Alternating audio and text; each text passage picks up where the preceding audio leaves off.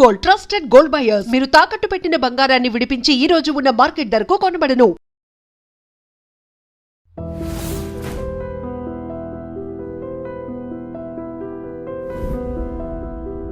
నమస్తే, నేను Kavitha. Welcome to I dream news and నిజాలు.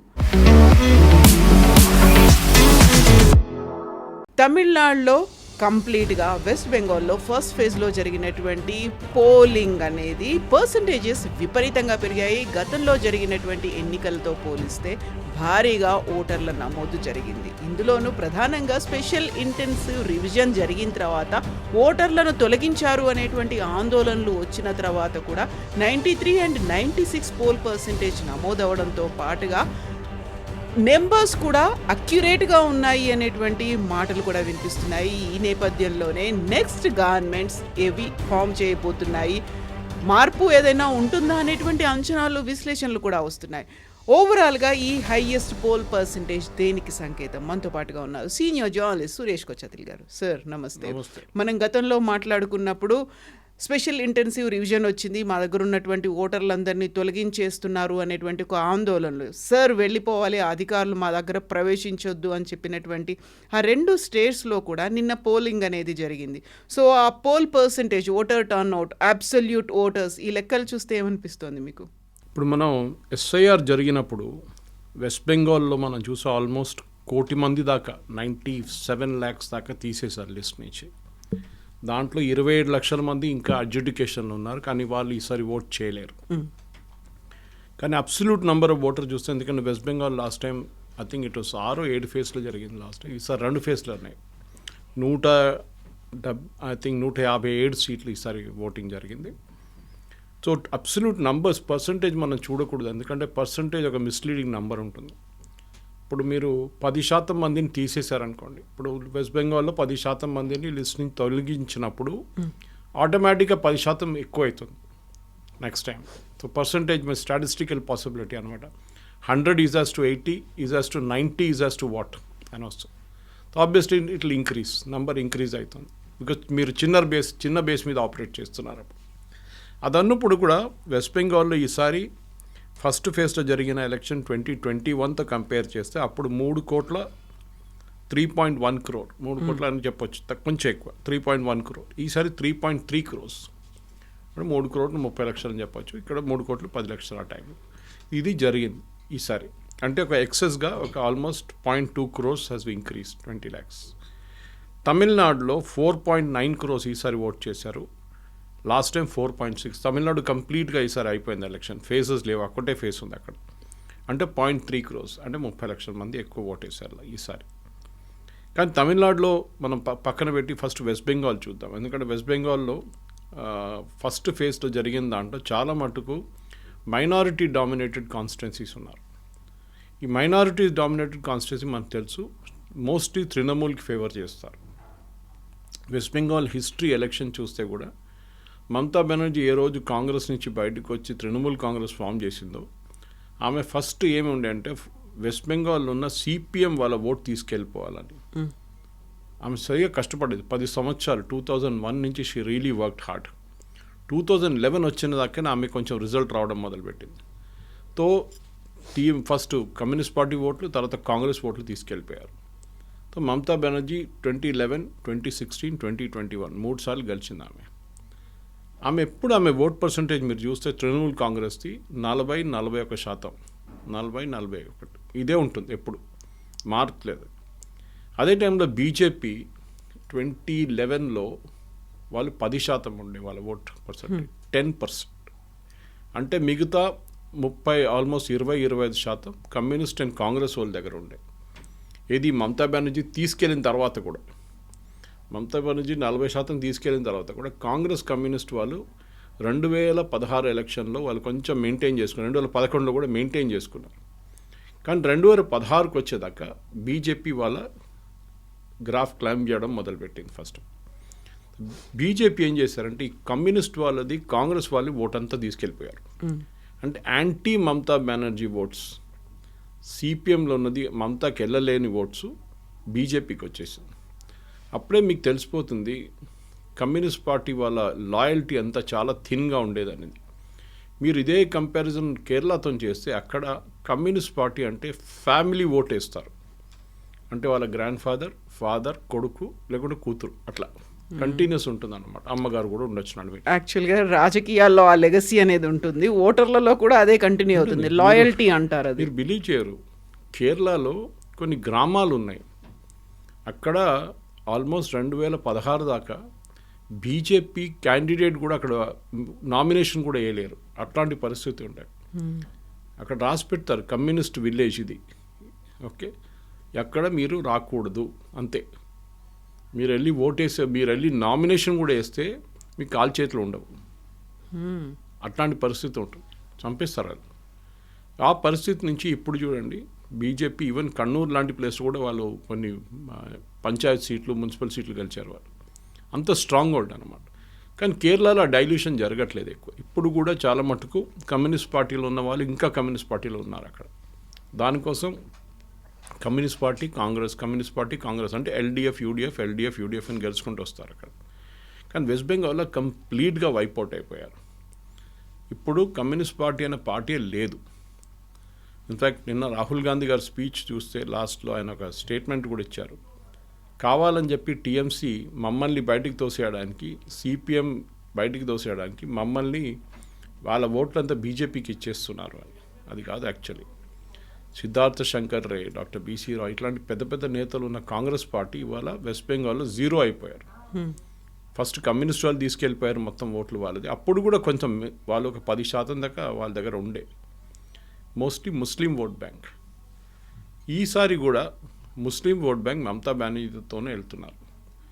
బీజేపీ ఎప్పుడు ఒక హోప్ ఏమిటంటే, మేము కాంగ్రెస్ వాళ్ళ ఓటు తీసుకున్నాము కానీ మాకు ఒక ఏంటి ఎక్స్పెక్టేషన్ ఏంటంటే కాంగ్రెస్ ఓట్ పెరిగితే బాగుంటుంది, that will be Muslim oats which will come from Mamata Banerjee party.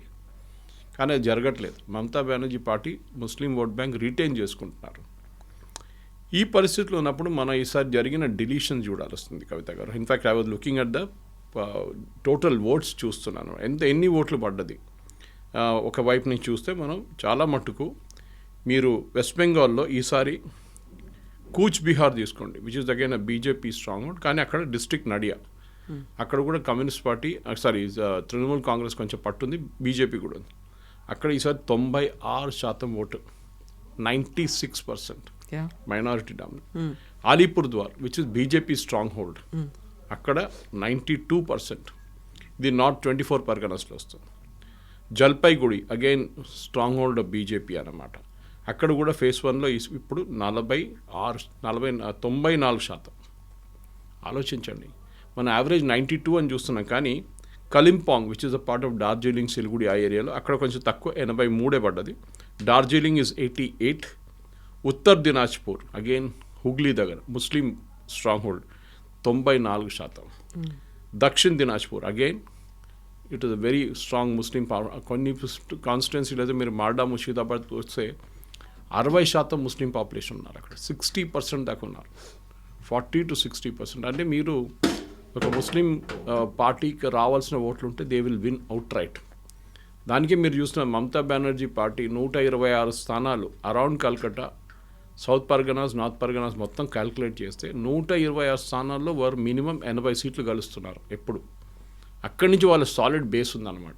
ఈ లాస్ట్ టైం 215 సీట్లు గెలిచినప్పుడు ఈ మెయిన్ బేస్ వాళ్ళకు 1/3 ఆఫ్ ద సీట్స్ ఇక్కడి నుంచి వస్తుంది వాళ్ళకి. మిగతా 2/3 చూసుకుంటే చాలు వాళ్ళు. ఇన్ఫ్యాక్ట్ మిగతా 2/3 కూడా అక్కర్లేదు, మెజారిటీకి ఇంకొక 80 సీట్లు చాలు. అది మమతా బెనర్జీ సీక్రెట్ అన్నమాట. ఇది బీజేపీ బ్రేక్ చేయలేకపోతుంది. కానీ మనం చూడాల్సిందంటే ఈసారి ఎస్ఐఆర్లో జరిగిన డిలీషన్స్ గురించి చూడాలి. ఎందుకంటే లాస్ట్ టైం మనం ఈ కాన్స్టిట్యున్సీలు అన్నీ చూస్తే టోటల్ ఓట్స్ పడ్డది ఎంత అని చూస్తే బీజేపీకి లాస్ట్ టైం 38% ఓట్లు పడ్డది, 38.15. తృణమూల్ కాంగ్రెస్కి ఏమో అది 48.48 అని పెట్టుకోవచ్చు. That is the total number of votes fold అన్నమాట. కానీ అది ఉన్నప్పుడు కూడా మనం ఈసారి జరిగిన డిలీషన్స్ చూస్తే కవిత గారు, ఈ టోటల్ డిలీషన్స్ యావరేజ్ తీస్తే ఈ మైనారిటీ డామినేటెడ్ కాన్స్టిట్యున్సీలో అరౌండ్ 20,000 ఓట్లు, ప్రతి కాన్స్టిట్యున్సీలో 20,000 ఓట్లు డిలీట్ అయినాయి. ఇప్పుడు చూడాల్సింది ఏంటంటే మార్జిన్ లాస్ట్ టైం ఉన్న విన్నింగ్ లూజింగ్ మార్జిన్ చూసుకుంటే 20,000 ఓట్ల కన్నా తక్కువ మార్జిన్లో గెలిచిన క్యాండిడేట్ ఉంటే they are in a very bad shape. వాళ్ళకి ఈసారి ఎలక్షన్ చాలా డేంజర్ ఉంటుంది వాళ్ళ వైపు అన్నమాట. అదే టైంలో మీరు చూస్తే ఈ బీజేపీ వీళ్ళ నడిమిట్లో ఉన్న డిఫరెన్స్ కూడా మనం చూడాల్సి వస్తుంది. అది ఎంత వచ్చింది లాస్ట్ టైం, ఎంత బీజేపీకి వచ్చి ఎంత వీళ్ళకి వచ్చింది అనమాట. సో ఈసారి మనం చూస్తాం ఈ ఇంటెన్సివ్ రివిజన్ తర్వాత చాలా మటుకు వెస్ట్ బెంగాల్లో ఈ Matua community which is a Hindu scheduled caste community, వీళ్ళు బంగ్లాదేశ్ నుంచి వచ్చారు. వాళ్ళకేం జరిగిందంటే 2011లో వాళ్ళ సిటిజన్షిప్ లేకుండే, దానికన్నా ముందు కూడా లేకుండే. ఒకసారి సిఏఏ పాస్ చేసినప్పుడు, సిటిజన్షిప్ అమెండ్మెంట్ యాక్ట్ పాస్ చేసినప్పుడు వాళ్ళకు ఒక అష్యూరెన్స్ ఏమి ఇచ్చారంటే మీకు సిటిజన్షిప్ ఇచ్చేస్తాము. ఎందుకంటే బై డెఫినేషన్ సిటిజన్షిప్ అమెండ్మెంట్ యాక్ట్లో మైనారిటీ అంటే Jain, Buddhist, Sikh, Christian and Hindus Afghanistan, Pakistan, Bangladesh నుంచి పారిపోయి వచ్చిన వాళ్ళకి సిటిజన్షిప్ ఇస్తారు. కానీ మీకు తెలిసిన మనందరూ తెలిసిన సిఏఏ లా పాస్ చేసిన తర్వాత కూడా, చట్టమైన కూడా దాని రూల్స్ ఫ్రేమ్ చేయడానికి 5 సంవత్సరాలు తీసుకున్నారు. అది ఎందుకో తెలియదు. That is the big mistake. BJP వాళ్ళు 5 సంవత్సరాలు తీసుకున్నారు గవర్నమెంట్. ఇప్పుడు ఆ రూల్స్ ఫ్రేమ్డ్ ఉంది. చాలా మటుకు మటువా కమ్యూనిటీలో ఉన్న లీడర్స్, ఒక లీడర్ అయితే I think he's the part of the union cabinet also, వాళ్ళది ఠాకూర్ కమ్యూనిటీ వాళ్ళు. సో వాళ్ళ వైపు నుంచి ఫస్ట్ బీజేపీకి ఓటేశారు. మీరు చూస్తే 2014 ఎలక్షన్ తర్వాత మోదీ గారు గెలిచిన ఎలక్షన్ 2019 వచ్చినప్పుడు బీజేపీకి మెజారిటీ 18 సీట్స్ అక్కడి నుంచి వచ్చింది. వీళ్ళ ఓట్లతో వచ్చింది లోక్సభకి. సో ఎప్పుడైనా కానీ బీజేపీకి సపోర్ట్ ఉండే మతువా కమ్యూనిటీకి ఈసారి కూడా మొత్తం సిటిజన్షిప్ ఇవ్వలేదు. ఐ థింక్ అప్రాక్సిమేట్లీ అరౌండ్ 10 నుంచి 15% మందికి ఎప్పుడు కూడా సిటిజన్షిప్ వచ్చింది. కానీ అమిత్ షా గారు అష్యూరెన్స్ ఇచ్చారు, no we will give you citizenship 100% అని చెప్పి. చాలామందికి ఎస్ఎంఎస్ఎస్ కూడా వచ్చినాయి. That is after election. ఈసారి మీరు ఓటు వేయలేకపోతారు, కానీ నెక్స్ట్ టైం 100% మీకు ఓటు ఉంటుంది. వీళ్ళందరిలో ఒక భయం ఏముందంటే కవిత గారు, అది I was listening to Shekhar Gupta గారు, he was giving a very interesting analogy. అంటే ఈ బంగ్లాదేశ్ నుంచి మీరు ఈ ఫామ్ ఫిల్అప్ చేస్తున్నప్పుడు సిటిజన్షిప్ అమెండ్మెంట్ యాక్ట్లో మీ అడ్రస్ చెప్పాల్సి వస్తుంది, బంగ్లాదేశ్ నుంచి ఎక్కడి నుంచి వచ్చారు మీరని. ఓకే, సపోజ్ మీకు సిటిజన్షిప్ రాకపోతే మిమ్మల్ని తీసి పంపించేస్తారు. దిస్ ఇస్ ద ఫియర్ అన్నమాట. కానీ హిందూ కమ్యూనిటీగా ఫియర్ ఉండకూడదు, ఎందుకంటే వాళ్ళు అక్కడి నుంచి పారిపోయారు వచ్చారంటే వాళ్ళకి ఆటోమేటిక్ సిటిజన్షిప్ వచ్చేస్తుంది. అది మైనారిటీలుగా ఉన్నారు కాబట్టి, minority as much as Hindu, Jain, Sikh, Parsi, Christian, Muslim లేదు. There is no Muslims. దానికోసం కదా కాంగ్రెస్, ఎంఐఎం ఇంత పెద్ద గొడవ చేశారు. పాకిస్తాన్లో ఉన్న ముస్లింని అక్కడున్న గవర్నమెంట్ ఎందుకు హెరాస్ చేస్తారు? వాళ్ళు చేయరు కదా. బంగ్లాదేశ్లో ఉన్న ముస్లింని అక్కడున్న గవర్నమెంట్ హెరాస్ చేయరు, హిందూని చేస్తున్నారు. దానికోసం వాళ్ళకి గవర్నమెంట్ ఆఫ్ ఇండియా అంటున్నారు. ఇన్ఫ్యాక్ట్ ఫస్ట్ టైం ఈ కాన్సెప్ట్ ప్రపోజ్ చేసింది మోహన్ దాస్ కరమ్చంద్ గాంధీ. ఆయన ఇండిపెండెన్స్ టైంలో ఒక అష్యూరెన్స్ ఇచ్చారు దట్ హిందువులు ఎక్కడికి వెళ్తారు, పాకిస్తాన్లో ఉన్న హిందువులు, ఈస్ట్ పాకిస్తాన్లో ఉన్న హిందువులు, ఆఫ్ఘనిస్తాన్లో హిందువులు ఎక్కడికి వెళ్తారు? వాళ్ళు మన దేశంకి వస్తారు కదా, ఇంకెక్కడ వెళ్తారు? వాళ్ళు యూరోప్కి వెళ్ళలేరు, సౌదీ అరేబియాకి వెళ్ళలేరు, వాళ్ళు అమెరికాకి వెళ్ళలేరు. వాళ్ళు రావాలంటే భారతదేశానికి రావాలి. So we should always be prepared to receive them అని చెప్పింది మనిషి మోహన్ దాస్ కరమ్చంద్ గాంధీ. కానీ దాని తర్వాత ఇప్పుడు ఈ సిఏ గొడవలోనే మతువా కమ్యూనిటీ వాళ్ళు చాలా మటుకు స్ప్లిట్ అయిపోయారు. కొంతమంది టీఎంసీకి వెళ్ళి ఓటేస్తారు లాస్ట్ టైం. కానీ ఈసారి ఏం జరుగుతుందో మనకు తెలియదు. ఇన్ఫ్యాక్ట్ చాలా మటుకు డిలీషన్ మటో కమ్యూనిటీ వైపు నుంచి కూడా జరిగింది హిందువుల్లో. So it's not just Muslim minority క్యాండిడేట్స్ని డిలీట్ చేశారు, ఈవెన్ హిందూ క్యాండిడేట్స్ కూడా డిలీట్ చేశారు. ఇప్పుడు ఈ టీఎంసీ వాళ్ళకి ప్రాబ్లం ఏంటంటే ఈ మైనారిటీ కాన్స్టిట్యున్సీలో డిలీషన్స్ తర్వాత మీరు చెప్పినట్టు 93-94% ఓటు పడ్డది. అక్కడ కూడా అందరు వచ్చి ఓటు వేస్తారా, లేకుంటే హిందువులు అక్కడ కొంచెం ఏం చెప్తారు, ఒక డివిజన్ ఆఫ్ ఓట్స్ జరిగింది. ఓకే, దట్ ఈస్ హిందువులు సపరేట్, ముస్లిమ్స్ సపరేట్ అని చెప్పి ఒక కాన్సెప్ట్ అక్కడ వచ్చేస్తుంది. దాంతోపాటు అక్కడ కూడా ఓట్లు పడ్డదా లేదా అని ఈసారి చూసుకోవాలన్నమాట. అది ఉంటే, ఎందుకంటే ఇదంతా it requires real scientific calculation. Exactly. And on the ground Mamata Banerjee is a fighter, దాంట్లో డౌట్ లేదు. ఆమె మీరు 2001 నుంచి కూడా చూడండి, ఆమె యాటిట్యూడ్ అది ఉంటుంది. గ్రౌండ్ లెవెల్లో దిగి ఆమె ఫైట్ చేస్తుంది.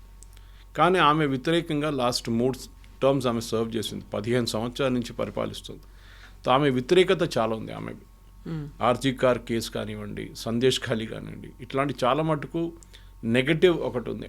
ఆర్జీ కార్లో medical college student medical college student వాళ్ళ అమ్మకు పోటీ చేస్తున్నారు బీజేపీ టికెట్ మీద. సో అట్లాంటి law and order Mamata Banerjee వ్యతిరేకంగా చాలా పెద్ద. కానీ మమతా బెనర్జీ అక్కడ చేస్తున్న వెల్ఫేర్ స్కీమ్స్ మహిళలకి స్పెషలీ అది చాలా మటుకు పనిచేస్తుంది. అది మీరు ప్రతి స్టేట్లో చూస్తున్నారు. నితీష్ కుమార్ గారు బీహార్లో ఇంప్లిమెంట్ చేసినప్పుడు, దేవేందర్ ఫడ్నవీస్ గారు మహారాష్ట్రలో ఇంప్లిమెంట్ చేసినప్పుడు, హర్యానాలో బీజేపీ ఇంప్లిమెంట్ చేసినప్పుడు, ఇది కరెక్ట్ ఎలక్షన్ టైంకి చేశారు, పనికి వచ్చింది. మమతా బెనర్జీ అట్లా కాదు. మమతా బెనర్జీ ఒక 10 సంవత్సరాలు చేసుకుంటూ వస్తుంది. ఇది మనం ఏం చూడాలంటే ఎప్పుడు అడ్వాంటేజ్ ఏంటంటే కవిత గారు, ఒక రూలింగ్ పార్టీకి ఎప్పుడు అడ్వాంటేజ్ ఉంటుంది. వాళ్ళు వేసే డబ్బులు డైరెక్ట్ అకౌంట్లో పడుతుంది. ఇప్పుడు ఫర్ ఎగ్జాంపుల్ మమతా బెనర్జీ 1500 ఇస్తున్నారు ప్రతి మహిళకి, no matter which community. SC ST వాళ్ళకి 200 ఎక్కువ, 1700 ప్రతి నెల. కానీ బీజేపీ ఏమంటారు, మేము 3000 ఇస్తా అంటున్నారు. కానీ దాని ఇంపాక్ట్ ఉండదు, ఎందుకంటే ఆ 3000 అకౌంట్లో పడాలి కదా. వీళ్ళ 1700 1500 ప్రతి నెల పడుతుంది అకౌంట్లో.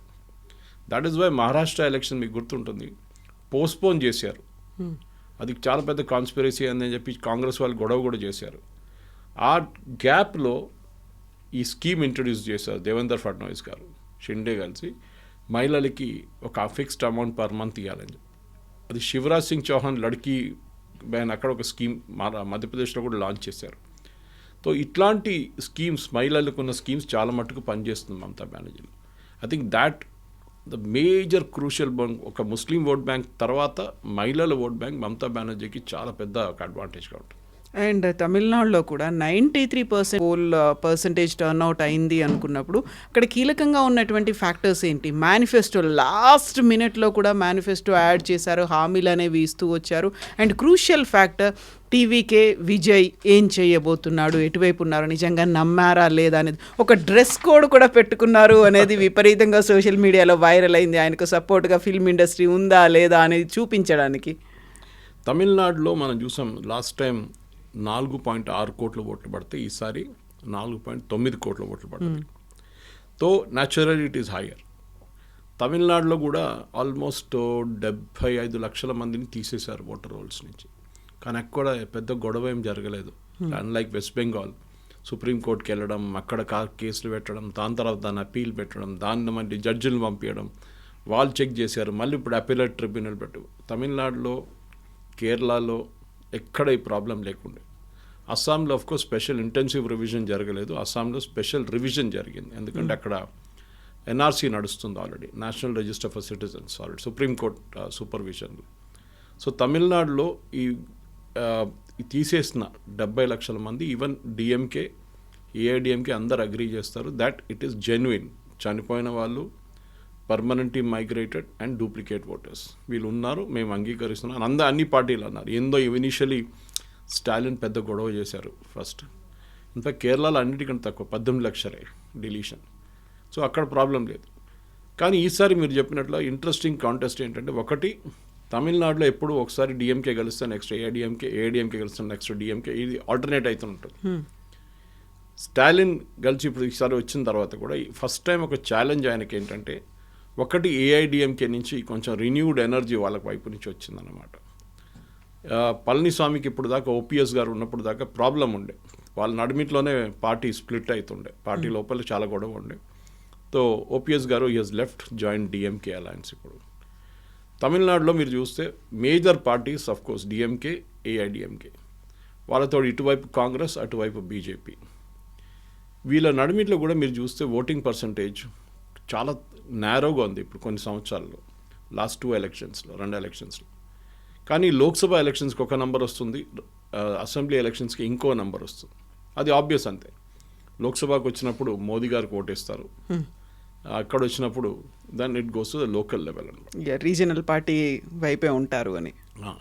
ఎందుకంటే మనం చూస్తాం ఇటువైపు మీకు అన్బమణి రామదాస్ వాళ్ళ పార్టీ ఇటువైపు ఉంటే, అటువైపు వీసీకే ఉన్నారు, షెడ్యూల్ కాస్ట్ వాళ్ళ మైనారిటీ దళిత్ పార్టీ ఉంటుంది.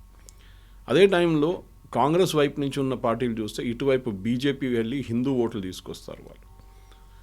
తేవర్, గౌండర్ చాలా మటుకు తమిళనాడులో క్యాస్ట్ పాలిటిక్స్ ఉంటుంది.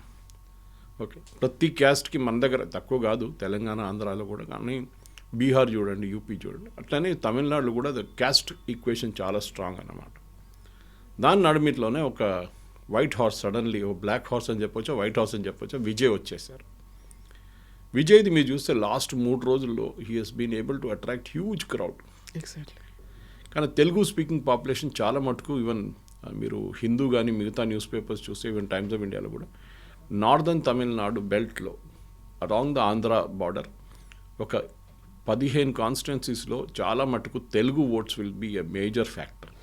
గత ప్రభుత్వంలో కూడా 3 నుంచి 5 మంది మంత్రులు కూడా ఉన్నారు, తెలుగు మంత్రులే ఉన్నారు అక్కడ. అది మీరు ఈవెన్ బెంగళూరు వైపు చూస్తే కర్ణాటకలో కూడా నార్దర్న్ కర్ణాటక అంటే మీరు పెనుకొండ వైపు నుంచి వస్తున్నప్పుడు కానీ ఇటువైపు నుంచి వస్తున్న అనంతపురం ఆ సైడ్ నుంచి వస్తున్నప్పుడు ఆ నార్దర్న్ కర్ణాటక బెల్ట్లో కూడా చాలా మటుకు it is Telugu voters difference. Anyway ఇప్పుడున్న దాని ప్రకారం ఈ ఏఐడిఎంకేకి ఈసారి పర్సంటేజ్ ఆఫ్ ఓట్స్లో ఒక 2-3% ఇంక్రీజ్ అవుతుందని చెప్తున్నారు. దానికన్నా ఎక్కువ వస్తే మంచిది ఉంటుంది. కానీ Vijay is a major dark horse. అందరు అడుగుతున్న ఒకటే ప్రశ్న, అంటే విజయ్ ఎన్ని ఓట్లు తీసుకెళ్తాడు, ఎవరి ఓట్లు తీసుకెళ్తారు. That is also very crucial. ఎందుకంటే మీకు ఫస్ట్ టైం పోటీ చేస్తున్నప్పుడు అది కూడా ద్రవిడియన్ బెల్ట్లో Vijay is not traditionally Dravidian. ఆయనకి he comes from the Christian community. కానీ ఆయనకి యంగ్స్టర్స్ వైపు నుంచి సపోర్ట్ ఉంది అని చెప్తున్నారు. కానీ ఆ యంగ్స్టర్స్ ఫైనలీ ఓట్ వేస్తారా లేదా అనేది పెద్ద ప్రశ్న. ఆ యంగ్స్టర్స్ ఓట్ వేసారనుకోండి, అది చాలా మటుకు పెద్ద ప్రాబ్లం రాబోతుంది డిఎంకేకి. దానికోసం మీరు చూసుంటారు స్టాలిన్ స్పీచెస్లో విజయ్ గురించి ఒక మాట చెప్పారు ఆయన. ఈ సేయింగ్ ఈజ్ నోబడి. ఆయన ఏం చెప్తారు, AIADMK is a slave of BJP అని చెప్తారు. ఏఐడిఎంకే మీద అటాక్ చేస్తారు. ఓకే, ఈపీఎస్ మీద పర్సనల్ అటాక్లు కూడా చేశారు చాలా మటుకు. కానీ విజయ్ గురించి ఒక మాట చెప్పట్లేదు. సో ఆబ్వియస్లీ ఆయనకి విజయ్ గురించి మాట్లాడితే మన న్యాచురల్ యంగ్ ఓటర్స్ ఉంటారు చూడండి, డిఎంకేది ఫస్ట్ టైం ఓటర్స్, వాళ్ళు షిఫ్ట్ అయిపోతారు వ్యతిరేకంగా మాట్లాడితే. So that is why he's very very careful, వాళ్ళని అటాక్ చేయకూడదు, ఈవెన్ వాళ్ళ పార్టీ వైపు నుంచి కూడా. అదే టైంలో మీరు చిన్న చిన్న పార్టీలు కొంచెం అక్కడ ఇంపాక్ట్ కూడా క్రియేట్ చేస్తుంది. అన్బమ్మని రామదాస్ది పిఎంకే ఉంది. ఒరిజినల్ తమిళ్ మానిలా కాంగ్రెస్ మూపనార్ గారు సెటప్ చేసిన తమిళ్ మానిలా కాంగ్రెస్, చిదంబరం గారు కూడా ఆ పార్టీలో ఉన్నారు ఒక టైం. తర్వాత వీళ్ళందరూ తిరిగి వచ్చారు కాంగ్రెస్కి. కానీ GK Vasan has gone back, అంటే మూపనార్ వాళ్ళ కొడుకు he's gone back to setup same TMC setup చేసుకున్నారు, మళ్ళీ రివైవ్ చేశారు దాన్ని. ఈ చిన్న పార్టీలు కూడా కొన్ని పర్సంటేజ్ ఆఫ్ ఓట్స్ తీసుకొస్తారు. అక్కడ కూడా ఐయుఎంఎల్ ఉంది, ఇండియన్ యూనియన్ ముస్లిం లీగ్, 2 ముస్లిం పార్టీస్ ఉన్నారు, 2 డిఎంకే అలయన్స్లో ఉన్నారు. తో ఇటువైపు చూస్తే అండ్ న్యాచురల్లీ నిన్న వచ్చిన న్యూస్లో చాలా మటుకు క్లారిటీ వచ్చేసింది. అన్నామలై గారు రాజ్యసభకి వెళ్ళిపోతున్నారు. ఆంధ్ర నుంచి రాజ్యసభ బీజేపీ కోటాలో రాజ్యసభకి నామినేట్ చేస్తారని ఒక న్యూస్ వచ్చిందన్నమాట. పాసిబ్లీ నిర్మలా సీతారామన్ తర్వాత ఒక నెక్స్ట్ రాజ్యసభ క్యాండిడేట్గా రాబోతున్నారు. కానీ ఆయన ప్రెజెన్స్ చాలా మటుకు తమిళనాడులో ఫ్యాక్టర్గా ఉండిపోయింది. నేను చాలామంది మన దగ్గర ఆంధ్ర తెలంగాణ నుంచి వెళ్ళిన కొన్ని బీజేపీ లీడర్స్తో మాట్లాడాను. వాళ్ళు అంటున్నారు అక్కడ ఎక్కడ వెళ్ళినా కానీ అన్నామలై గురించి అంటున్నారు, బీజేపీలో ఒక లీడర్ కూడా లేరు, అట్లాంటి అన్నామలై లాంటి క్యారెక్టర్ కరిష్మా ఉన్న లీడర్ లేరు. అది న్యాచురల్, అది ఎందుకంటే ఈపీఎస్కి భయం ఉంది, ఏదో ఒక రోజు అన్నామలై ఆయన్ని ఓవర్ షాడో చేసేస్తారని. దానికోసం చాలా క్లియర్గా బీజేపీ లీడర్స్ సార్ చెప్పారు, అన్నామలైని పార్టీ నుంచి పక్కన పెట్టండి, అప్పుడే మేము పొత్తు పెట్టుకుంటామని. మేబీ నేను అనుకుంటా అదొక తప్పు లాంగ్ టర్మ్లో చూస్తే. షార్ట్ టర్మ్లో ఎస్ బీజేపీకి బెనిఫిట్ వస్తుంది, 3-5 సీట్లు రావచ్చు బీజేపీకి, అంతే, దానికన్నా ఎక్కువ రాదు. కానీ తమిళనాడులో ఒక మార్పు వస్తుందా అంటే విజయ్ మీద ఉంటుంది. విజయ్ 12-14% ఓట్లు తీసుకెళ్తే డెఫినెట్గా they will be a change. ఒక కింగ్ మేకర్ అవుతాడా విజయ్? గెలవడు, సీట్లు రావని ఐ డోంట్ థింక్ ఈవెన్ 3-4 సీట్లు కూడా గెలవలేరు అక్కడ. పెరంబూర్లో నిన్న ఓటింగ్ పర్సంటేజ్ చాలా బాగుందన్నారు, one of the seats that is contesting. కానీ మేబీ ఆయన గెలుస్తాడు ఒక్కరు. కానీ పార్టీ వైపు నుంచి మీకు కింగ్ మేకర్ కావాలంటే మీకు మిగతా పార్టీల నుంచి, for example AIADMK DMK alliance నడిమిట్లో ఒక 15 సీట్ల గ్యాప్ ఉందనుకోండి, ఇద్దరికి మెజారిటీ రాలేదు. ఆ 15 సీట్లు విజయ్ పార్టీ టీవీకి తీసుకెళ్ళినప్పుడు then he can become a king maker. You can insist అలయన్స్లో నేనే మేజర్ పార్ట్నర్, నాకు డిప్యూటీ సీఎం ఇవ్వండి ఏదని చెప్పొచ్చు అప్పుడు. కానీ మీకు 2-3 సీట్లు వస్తే మిమ్మల్ని ఎవరు పట్టించుకోరు. అందులో విజయ్ కూడా 2 ప్లేసుల నుంచి కంటెస్ట్ చేస్తున్నాడు కాబట్టి ఎక్కడి నుంచి గెలుస్తాడు అనేది కూడా. దట్ ఈస్ ఇప్పుడైనా తమిళనాడులో అదొక స్టైల్. మీరు కొత్త లీడర్స్ ఎప్పుడైనా వచ్చినప్పుడు they always contest from 2 places. అది ఎప్పుడు చేస్తారు వీళ్ళు. కానీ స్టాలిన్ ఒక అడ్వాంటేజ్ స్టాలిన్ ఏంటంటే మీరు చెప్పారు చూడండి ఫ్రీబీస్ గురించి. ఈ ఫ్రీబీ కల్చర్ తమిళనాడు పాలిటిక్స్లో ఒక జయలలిత టైం నుంచి ఉందన్నమాట. ఆమె మిక్సీలు, తర్వాత గ్రైండర్లు, తర్వాత టెలివిజన్ సెట్లు అన్నీ ఇచ్చుకుంటూ పోయింది ఆమె. రిఫ్రిజిరేటర్లు కూడా ఇప్పుడు వచ్చాయి. ఈసారి స్టాలిన్ వాళ్ళ పార్టీ 8,000 రూపాయల కూపన్ ఇస్తున్నారు గెలిస్తే. ఆ కూపన్ మీరు పక్కన ఉన్న షాప్కి తీసుకెళ్ళి మీరు దాన్ని ఎక్స్చేంజ్ చేసుకోవచ్చు, ఏదైనా కొనుక్కోవచ్చు. కానీ it is prone to corruption. ఎందుకంటే ఏమవుతుందంటే వీళ్ళు ఆ కూపన్ తీసుకొని ఆ షాప్ ఓనర్తో ఏమో డీల్ చేసుకుంటే ఏం కొనకుండా కూడా వాళ్ళకి డబ్బులు వచ్చేస్తారు. షాప్ కీపర్ ఒక 2,000 రూపాయలు 1,500 పెట్టుకుంటారు. ఇది జరగవచ్చు, పాసిబుల్ ఉంది. కానీ తమిళనాడులో ఫ్రీబీస్ లేకుండా నడవదు, అది చాలా క్లియర్గా ఉంది. At the same time Dravidian politics అక్కడ చాలా మటుకు డామినేట్ చేస్తుంది. మీకు తెలిసింది, మనందరూ తెలిసిందే, స్టాలిన్ కూడా north Indian versus south Indian అని చెప్పి ఆ క్యాంపెయిన్ నడిపించారు. కరెక్ట్ టైంకి ఆయనకి ఉమెన్ రిజర్వేషన్ బిల్ వచ్చింది. దాంతోపాటు ఆ డీలిమిటేషన్ రాబోతుంది. తమిళనాడులో ఉన్న సీట్లు తగ్గిపోతుంది, నార్త్ ఇండియా, యూపీ, బీహార్లో సీట్లు పెరుగుతుంది అని చెప్పి బ్లాక్ షర్ట్ వేసుకొని ప్రొటెస్ట్ చేశారు, మీరు చూశారు. దీన్ని బ్లాక్ బిల్ అని కూడా అన్నారు ఆయన. సో అదొక టైం. కానీ అది ఫైనల్ ఎలక్షన్లో ఇంపాక్ట్ అవుతుందంటే అంత పెద్ద ఇంపాక్ట్ ఉండదు. ఎందుకంటే కరెక్ట్ టైంగా బిల్లు కూడా లోక్సభలో పాస్ కాలేదు. కానీ point is not that. Point ఏంటంటే తమిళనాడులో మీరు గెలవాలంటే మీరు యాంటీ హిందీ యాటిట్యూడ్ తీసుకోవాలి కంపల్సరీ. అది అన్నాదొరై టైం నుంచి ఉంది. అది ఆ 60s, 70sలో యాంటీ హిందీ అజిటేషన్. అప్పుడు కాంగ్రెసే ఉండే సెంట్రల్ గవర్నమెంట్లో, కాంగ్రెస్ వ్యతిరేకత ఉండే అజిటేషన్. ఒక టైంలో బీజేపీ డిఎంకేలో ఉన్నారు అలయన్స్తో పొత్తుతో, ఇది గుర్తుంటుంది. అట్లాంటి పరిస్థితుల్లో ఇప్పుడు ఈ యాంటీ హిందీ యాటిట్యూడ్ తీసుకొచ్చి మీరు బీహార్ నుంచి, యూపీ నుంచి వాళ్ళ లీడర్స్ని తీసుకొచ్చి తమిళనాడుకు తీసుకొస్తున్నారు. తమిళనాడులో లీడర్ లేరు ఆ బీజేపీకి అని చెప్పి చాలా పెద్ద. కానీ మోదీ గారి ర్యాలీస్ చూస్తే మీరు చాలా బాగా రెస్పాన్స్ వాస్ ట్రెమెండస్, లేదని చెప్పలేము మనం. సరే ఆ క్రౌడ్ అగైన్ ఫైనలీ ఓట్లో ట్రాన్స్లేట్ అవుతారా లేదా, that is a different question again. కానీ కోయంబత్తూర్ లాంటి ప్లేస్లో, ఈరోడ్, సేలం లాంటి ప్లేస్లో పాసిబ్లీ ఇంపాక్ట్ ఉండొచ్చు. కానీ ఓవరాల్ చూస్తే వెస్ట్ బెంగాల్, తమిళనాడులో, అండ్ వెస్ట్ బెంగాల్ ఇంకా మొత్తం కాలేదు కదా, ఇంకా హాఫ్ ఇంకా. కానీ వెస్ట్ బెంగాల్లో చూడండి, will come back from Tamil Nadu to west Bengal again. నేను క్లోజ్ చేసే ముందు ఒక పాయింట్ చెప్పాలి. అమిత్ షా గారు 15 రోజుల నుంచి వెస్ట్ బెంగాల్ ఉన్నారు, ఇంకొక 5 రోజులు ఉంటారు బహుశా. ఎప్పుడు కూడా ఆయన ఇంత టైం స్పెండ్ చేయలేదు ఎక్కడ. బీహార్ ఎలక్షన్లో కూడా వారం పాటు ఉన్నారు, వారం 10 రోజులు ఉన్నారు. బట్ ఈ కెప్ట్ కమింగ్ అండ్ గోయింగ్ కంటిన్యూస్గా అక్కడ కూర్చో, ఇది అక్కడే ఉన్నారు. అంటే వెస్ట్ బెంగాల్ని బీజేపీ ఒక అల్టిమేట్ ఫ్రాంటియర్గా చూస్తున్నారు. మేము అక్కడ అన్నీ కలిసేసాం, నార్త్ ఈస్ట్, ఆ తర్వాత అక్కడ కూడా యూపీ, బీహార్, జార్ఖండ్ ఒకటే నడిమిట్లో మిగిలిపోయింది, అది కూడా ఏదో రోజు పడిపోతుంది. మహారాష్ట్ర, మధ్యప్రదేశ్, ఛత్తీస్గఢ్, అస్సాం, ఒడిశా, ఫైనల్ ఫ్రాంటియర్గా మిగిలిపోయింది వెస్ట్ బెంగాల్ ఒకటి. అండ్ అక్కడ Mamata Banerjee the principal enemy. కాంగ్రెస్కి, సిపిఎంకి అసలు యూనో దిస్ నో ఛాన్స్ అని చెప్పచ్చు. సో బీజేపీ ఏంటంటే ఇప్పుడైతే వాళ్ళు ప్రిన్సిపల్ ఆపోజిషన్ లీడర్గా ఉన్నారు, 77 సీట్లు వచ్చినాయి లాస్ట్ టైం. కానీ ఇంకా ఈసారి వాళ్ళు 77 నుంచి 120 దాకా తీసుకొస్తారా అది చూడాల్సింది. అదంతా ఎస్ఐఆర్ ప్రాసెస్లో ఎన్ని ఓట్స్ డిలీట్ అయింది, ఆ deletion of number of votes చాలా క్రూషియల్గా ఉండిపోతుంది. ఈసారి మార్జిన్ ఆఫ్ విక్టరీ నేరో ఉంటుంది. 2,000, 3,000, 2,000, 3,000 నోట్లో అక్కడిక్కడ ఓట్లు మారుతాయి. సో మీకు బహుశా ఒక 10 to 15 రౌండ్స్ మీకు నార్మల్ ఉంటుంది, 20 రౌండ్లు ఉన్న కౌంటింగ్లో. ఆ లాస్ట్ 5 రౌండ్స్ చాలా క్రూషియల్గా ఉండిపోతాం. సో మనం 4వ తారీఖు పొద్దున అనలైజ్ చేసినప్పుడు ఈ ఫ్యాక్టర్ చాలా క్రూషియల్గా ఉంటుంది మన వెస్ట్ బెంగాల్. తమిళనాడులో ఆ ప్రాబ్లం లేదు. తమిళనాడులో it will go one way or the other way. ఎందుకంటే అక్కడ చాలా క్లియర్, గౌండర్లు ఈ ఏరియాలో ఉన్నారు, వనియార్స్ ఈ ఏరియాలో ఉన్నారు, చెట్టియార్స్ ఈ ఏరియాలో ఉన్నారు, బ్రాహ్మిన్స్ ఎక్కువ లేరు అనుకోండి, చిన్న కమ్యూనిటీ, దళిత్స్ ఈ ఏరియాలో ఉన్నారు. సో వాళ్ళకి చాలా మటుకు డివిజన్ ఆఫ్ క్యాస్ట్ కమ్యూనిటీ చాలా క్లియర్ అక్కడ. కానీ వెస్ట్ బెంగాల్లో అది కాదు. వెస్ట్ బెంగాల్లో minority and bhadralok and Hindu voters, ఇది 3 సపరేట్ ఉంది. అఫ్ కోర్స్ నార్త్ బెంగాల్లో గోర్ఖాల్యాండ్ ప్రాబ్లం ఉంది, అది అమిత్ షా గారు నేను సార్ట్అవుట్ చేసుకుంటాను, అంత పెద్ద ఇష్యూ కాదని చెప్పారు. కానీ ఓవరాల్గా చూస్తే ఐ థింక్ తమిళనాడు కన్నా నాకు వెస్ట్ బెంగాల్ చాలా ఇంట్రెస్టింగ్గా.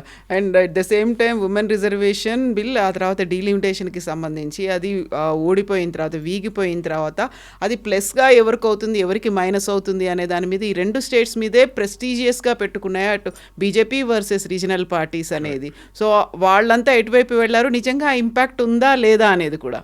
మీరు చూడాలంటే నేను ఒరిస్సా ఒక ఎగ్జాంపుల్ తీసుకుంటాను కవిత గారు. బీజు పట్నాయక్, ఆయన తర్వాత నవీన్ పట్నాయక్, 3-4 సార్లు గెలిచారు Naveen Patnaik. I think he was longest serving CM after Jyoti Basu or before Jyoti, కొంచెం అక్కడెక్కడ డిఫరెన్స్ ఉంది అంతే. అక్కడ బీజేపీ ఎక్కడ లేకుండే ఒక టైంలో, they was no chance Naveen Patnaik ఈసారి కూడా గెలుస్తారనుకున్నారు. కానీ ఆయన ఓల్డ్ ఏజ్, ఆయన హెల్త్ ప్రాబ్లమ్స్ అన్నీ ఉన్నాయి. దాని తర్వాత ఆయనకి ఎవరు వారసత్వం ఎవరు లేరు తీసుకెళ్ళడానికి ముందుకు. ఆ పరిస్థితుల్లో కూడా చూడండి, ఆయన బీజేపీ అక్కడ చాలా మెథాడికల్గా ఎలక్షన్ క్యాంపెయిన్ నడిపించారు, ఆయన గెలిచారు కూడా. ధర్మేంద్ర ప్రధాన్ అనుకున్నారు నేను ముఖ్యమంత్రి కాబోతున్నా అనుకున్న, ఆయన లీడ్ చేసిన క్యాంపెయిన్ తర్వాత కొత్త ముఖ్యమంత్రిని తీసుకొచ్చి బీజేపీ పెట్టారు. స్ట్రాటజీ చాలా క్లియర్, మీరు పని చేయండి, yes you will be rewarded, no doubt about it. కానీ మీరు ముఖ్యమంత్రి పదవి నాకు కావాలంటే చూడండి, హర్యానాలో, ఛత్తీస్గఢ్లో రమణ్ సింగ్ తీసుకోలేదు, హర్యానాలో కూడా it turned out be other way. మధ్యప్రదేశ్లో శివరాజ్ సింగ్ చౌహాన్ పక్కన పెట్టారు, ఢిల్లీలో కూడా అలాగే, ఢిల్లీలో రేఖా గుప్తా, అండ్ రాజస్థాన్లో విజయరాజ్ సింధియా, ఆమెను కూడా పక్కన పెట్టేశారు. సో లాస్ట్ మినిట్లో డెసిషన్స్ అనేవి ఉంటాయి, వీళ్ళు సీఎం క్యాండిడేట్ అనేది ఎప్పుడు అనౌన్స్ చేయరు. అది ఇండియా ఫ్యామిలీ నుంచి వాళ్ళు పక్కన పెట్టేస్తారు రాజస్థాన్. సో బీజేపీ స్ట్రాటజీ అది, నెక్స్ట్ జనరేషన్ లీడర్స్ని లీడ్ చేయబోతుంది. ఇప్పుడు ఇవాళ కొత్త announcement, as we close the discussion, relevance లేదు కానీ రెలవెన్స్ ఉంది.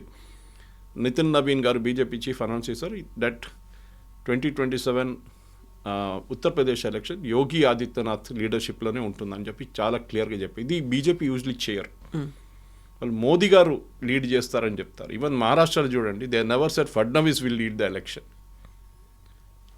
బీహార్లో నితీష్ కుమార్ విల్ లీడ్ అన్నారు, బీజేపీ వైపు నుంచి ఎవరు పేరు. కానీ ఉత్తరప్రదేశ్కి వచ్చినప్పుడు చాలా క్లారిటీగా, ఎందుకంటే 80 సీట్లు ఉన్నాయి లోక్సభ.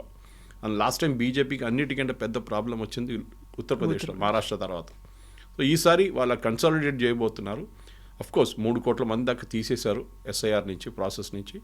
కానీ దెన్ ఆల్సో ఎవరికి అక్కడ ప్రాబ్లం లేదు. వెస్ట్ బెంగాల్ కన్నా ఆల్మోస్ట్ 3 times తీసేశారు, కానీ ఉత్తరప్రదేశ్లో కాంగ్రెస్ లేని, సమాజ్వాదీ పార్టీ ఎవ్వరు గొడవ చేయలేదు. So they accepted that fact. So అక్కడ కూడా మనం 2027 that will be the next election before 2029 final Lok Sabha election వచ్చాము. Yes, so interesting. May 4th వరకు we'll wait, sir. Thank you so much. Thank you very much. Thank you. Subscribe iDream. And please subscribe to iDream. For more videos, subscribe to iDream. Please like, share and subscribe to the channel. Congratulations, iDream. Subscribe to iDream. Subscribe to iDream. So subscribe to iDream Media. iDream ki iDream team andarki huge congratulations. Please subscribe iDream Media. Please subscribe to iDream. Subscribe iDream. Please subscribe to iDream. iDream అంటే నా కళల ఛానల్ను subscribe చేసుకున్న నోరు తిరుగుతలేదు, మీరైతే గంట గుర్తు కొట్టండి. For more such videos, please subscribe to iDream. Subscribe to iDream. Please subscribe to iDream. Please subscribe iDream Media. Please do subscribe to iDream. Please subscribe to iDream Media. For best entertainment and information, please subscribe iDream. And don't forget to subscribe to iDream.